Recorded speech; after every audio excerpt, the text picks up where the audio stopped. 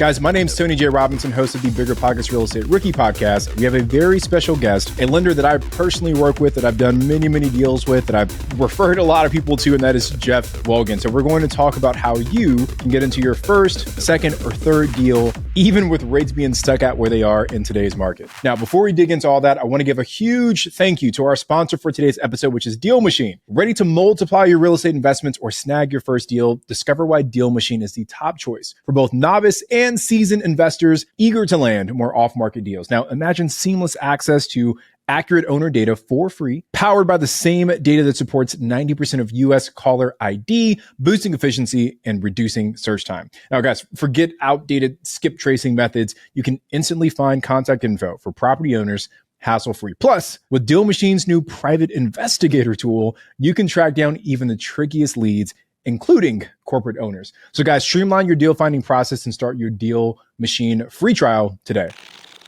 So Jeff, you and I have been working together for a while, and that's why I'm excited to do this episode with you. The very first deal that we ever did, you kind of saved me in a pinch, right? I had another lender I was working with, and like at the 11th hour, they weren't able to get us to the closing table. A mutual friend kind of brought you in, and I think it was like 11 or 12 days later, something like that. Something crazy, we ended up closing together. So Jeff, just give us a quick rundown of your background, how long you've been in the mortgage industry, so folks kind of get a sense of who you are. Yeah, absolutely. That one feels like a long time ago, almost a lifetime ago now. Yeah. But yeah, no. So I've been doing this for 20 years, and I grew up in Southern California, like you. And when I was getting my start, the first 10 plus years, I was working with just about everybody. I was doing everything from FHA, VA loans, first time home buyers, and I really gravitated toward real estate investors. And over the last 10 years, I built a team dedicated to solving problems for real estate investors.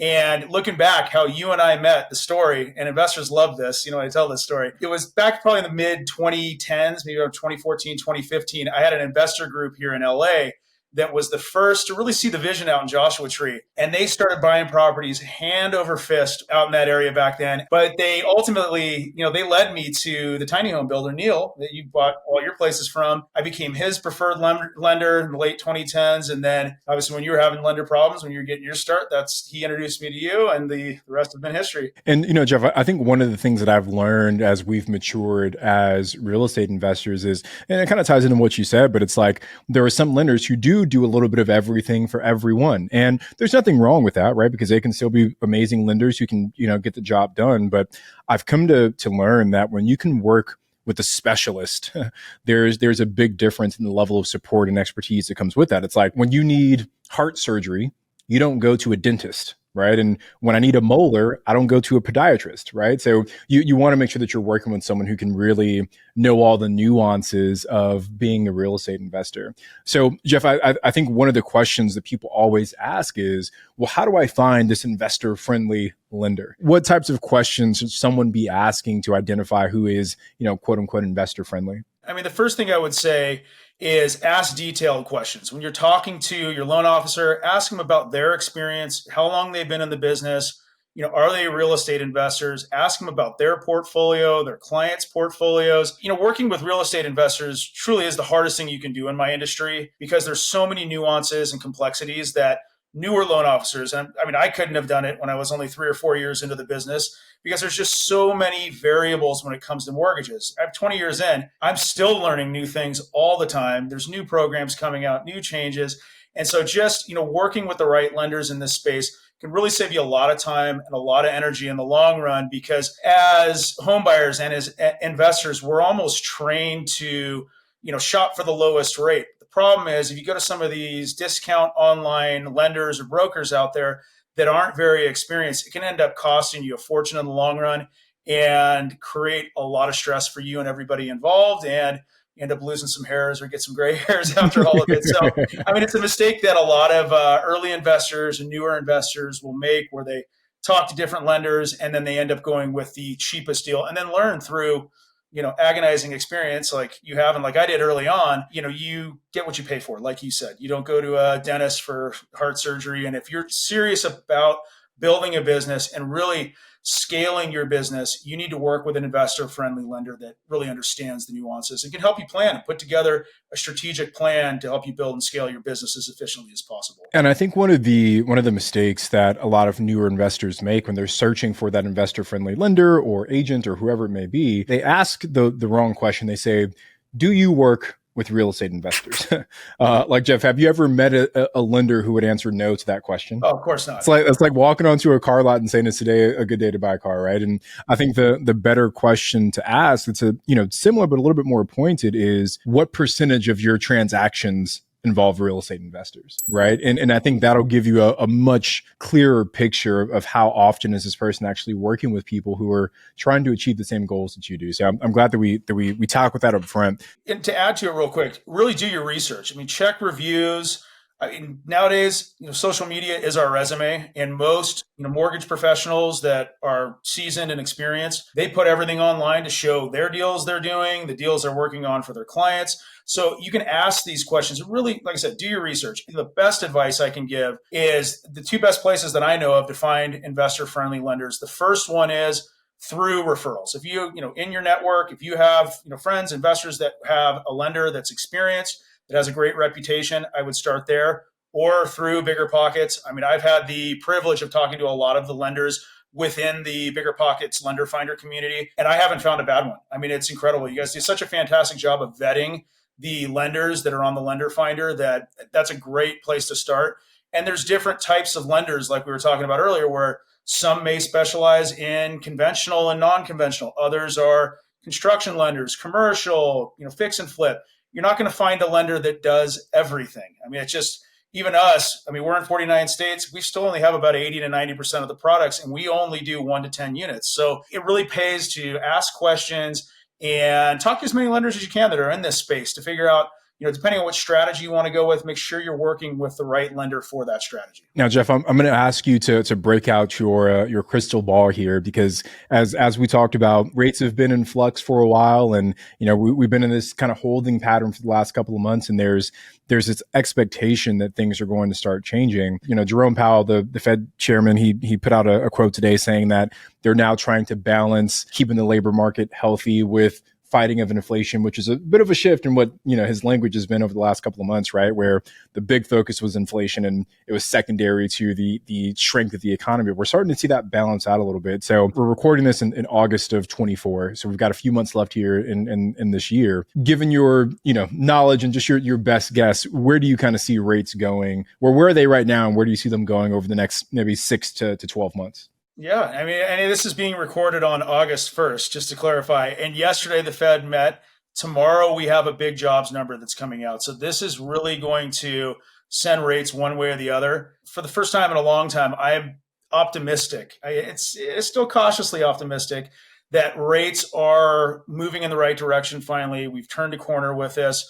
I mean, nobody has a crystal ball. We could see something come out of left field here over the next month or so, but all signs are pointing toward at least a 1/4 point reduction, maybe a 1/2 point reduction, depending on how these reports continue to come out here over the next 30 to 45 days. But as we saw yesterday, and what you were mentioning, I mean, Jay Powell still has this policy of strategic ambiguity where he's like, well, we're moving in this direction, but we're not going to fully commit because they're doing the same thing we are. We're waiting report by report to see how the inflation readings come out and the jobs numbers come out. And the reality is that the inflation number is kind of stuck because of the way that they do the calculation. It's a year over year replacement number. And as of right now, we're stuck in that, 2.5% to 3% inflation range for the foreseeable future when you look down the road. And so that's why they're relying so heavily on the jobs numbers, because if we continue to see cracks in the jobs numbers, which we're already seeing, I mean, over the last 3 to 6 months, the economy is easing. Even though GDP has still been, running a little bit hot, the employment numbers have been coming down incrementally. With us going into the election here soon, I think we're going to see a reduction in the Fed funds rate.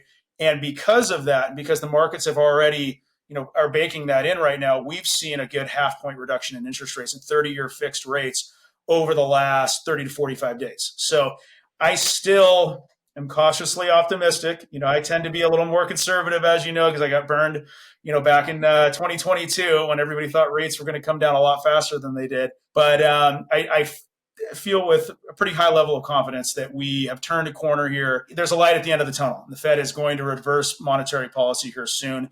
It's just a matter of when and how quickly at this point. If I had to throw a dart at a board, I would say by the end of the year, we will be convincingly in the mid to low sixes on 30-year fixed primary residence mortgages.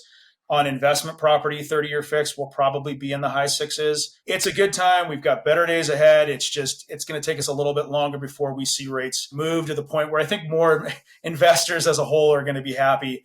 But then we're going to trade, one problem for another. Rates are going to drop. We're going to have more competition with very little inventory out there. And Jeff, you led right into the point that I was going to make, right? Is that I think there are a lot of real estate investors right now who were maybe somewhat not spoiled, but they maybe became disillusioned with the post-COVID interest rate environment of seeing, fours and threes and sometimes below three, right? And there's a lot of people who are saying, well, I'll just wait for rates to get back there, right? And I think the general consensus, and you can check me if I'm wrong here, but it's like, will we ever in our lifetime, barring some other kind of catastrophic COVID-like event, see rates dip back down to the 2.67, which is like the best interest rate that I have. And it's like, I don't know if that'll happen. So I think right now, even though rates are still somewhat elevated, I think there's a big opportunity for investors to start looking now because, to your point, there's less competition. And when there's less competition, you have a better shot of actually getting a deal. Like I put an offer in on a 5-bedroom potential short-term rental just last week. And it was initially listed for, I think, like almost 3 million. And it sat. And then they dropped it to 1.2 and it sat. They dropped it to 1.1 and it sat. They dropped it to like 950 and it sat.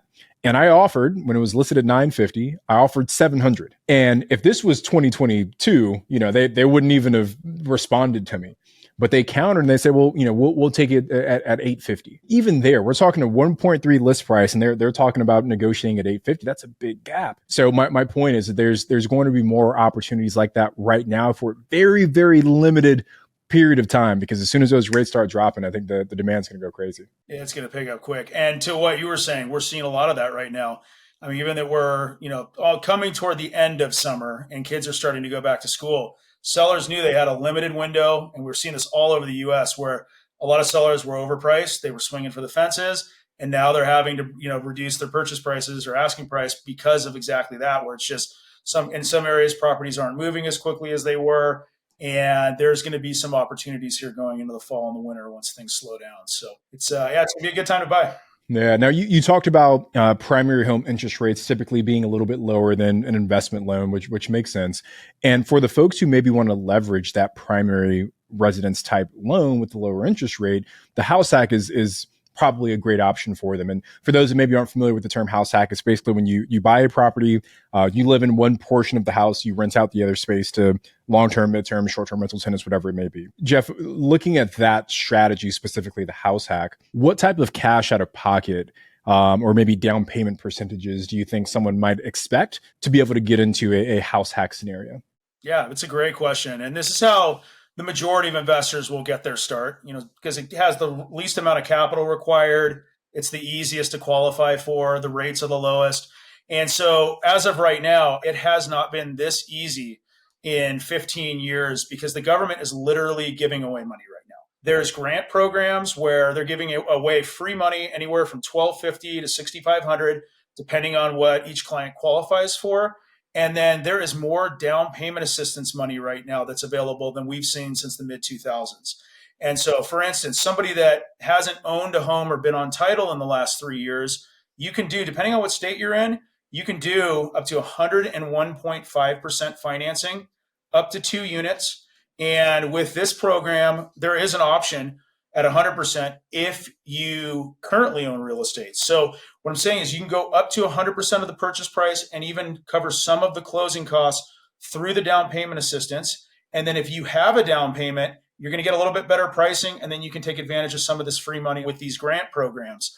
And so the important part of all of this is just having a conversation with your loan officer, find out what's available in your market, because every market's different. Like where we are in California, Tony, we can go up to 105% financing. In other states, they only will go up to 100%. And it literally is state specific because there's HFAs, there's housing finance authorities in every state that regulates this. And so have that conversation early, get a plan in place, and really know what your options are. Because where I see a lot of the hesitations for first-time investors and newer investors is they just kind of get stuck in, I need 20% down. There's no properties available. Rates are too high. It's not meant to be easy. If it was easy, everybody, there'd be no renters. Everybody would be homeowners. And, you just have to really be persistent, put a plan in place, and just don't give up. I mean, it is a challenging market.